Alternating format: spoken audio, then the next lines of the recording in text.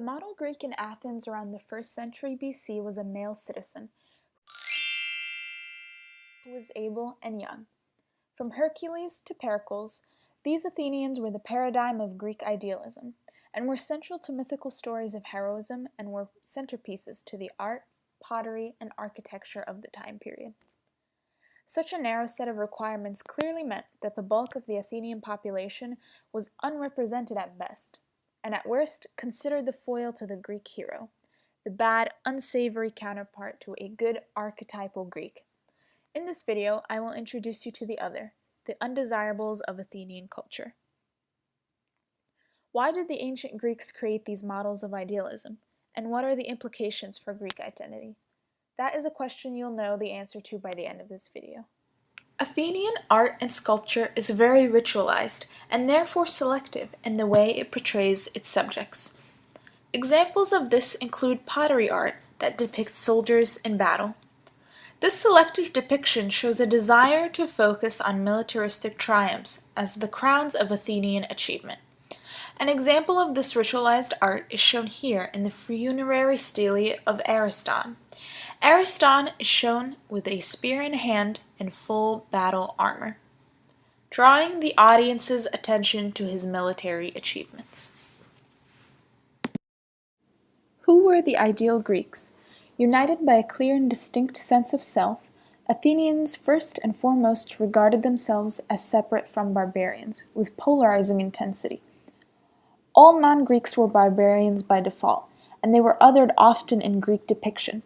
This othering occurred by assigning them characteristics deemed undesirable.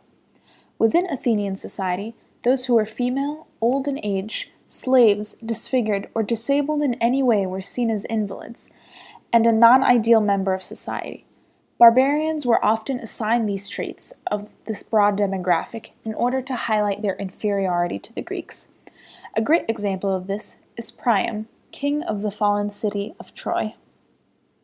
Here, we see Priam depicted as a coward. Everything about the way the artist chose to pose him says as much. His arm is outstretched in a gesture of defeat, begging the tall and muscular Greek conqueror to spare him. This piece of pottery isn't unique. There are numerous depictions of Priam in various states of groveling, arms outstretched and in grief over his dead son Hector and the sacked city of Troy. Priam's grief and visible emotion in of itself indicates childishness and irrationality. His outstretched arms, with his palms facing up, indicate fear and submission. These are all characteristic motifs of women in pottery paintings, and by choosing to depict Priam as womanly, the artist is conveying to his audience the otherness of the Trojan king. Women were regarded as the polar opposite to the male ideal. In typical Greek fashion, they are the antithesis to the male Greek hero. Where the male is stoic, women were emotional and wild.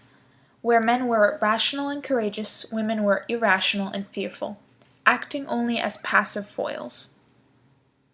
This pottery painting provides an excellent juxtaposition between male and female depiction. On the right, we see men mourning, displaying little emotion, while the women on the left raise their arms as they beat themselves in grief. Another example of this womanly grief being used to characterize and mark men as other is this pottery painting of Eurystheus, Hercules' lazy, good-for-nothing cousin. In myth, Eurystheus is a cowardly man who conspires against Hercules, who is an absolute model of Athenian ideal. The artist here depicts Eurystheus as such, with outstretched arms beneath a towering, muscular Hercules. This image should no longer be unfamiliar to us, as it crops up again and again to ostracize unworthy men in art. Satyrs, mythical half-man, half-horse creatures, were also used in art to depict marginalization. They were seen as negative opposites to humans. The satyr represents the other, unrestrained and boorish, unabashed in his sexual promiscuity. The satyr lacked self-control, a virtue of the ideal Athenian man. Whether they are depicting otherness with womanly, foreign, or downright inhuman traits, ideal Athenian Greeks distinguished themselves from the other in art. By depicting those whom they saw as other with unfavorable traits, the male Athenian citizen remained in a comfortable position of power over a majority of the Greek population.